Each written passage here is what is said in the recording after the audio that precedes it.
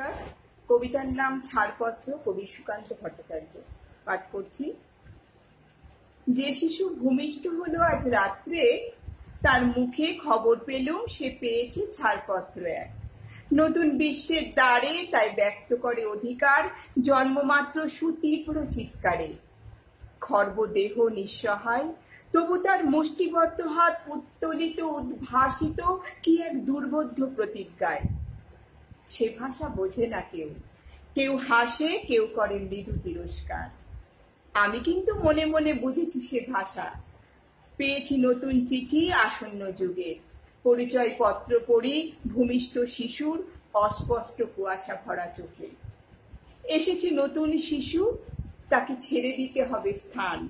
জীর্ণ পৃথিবীতে ব্যর্থ মৃত আর ধ্বংসস্তূপ পিঠে চলে যেতে হবে আমাদের। চলে যাব, তবু আজ যতক্ষণ দেহে আছে প্রাণ, প্রাণপণে পৃথিবীর সরাবো জঞ্জাল। এ বিশ্বকে এ শিশুর বাসযোগ্য করে যাব আমি, নবজাতকের কাছে এ আমার দৃঢ় অঙ্গীকার। অবশেষে সব কাজ সেরে আমার দেহের রক্তে নতুন শিশুকে করে যাব আশীর্বাদ। তারপর হব ইতিহাস।